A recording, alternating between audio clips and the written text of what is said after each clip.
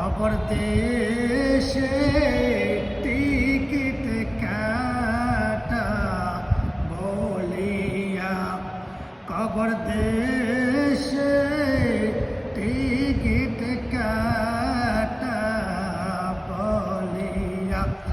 আল্লাহ খাতা নাই রে বালিশ নাই রে, আল্লাহ কবরে জানলা নাই রে, দরজা নাই রে, আমরা কেমনে যাব কবরে।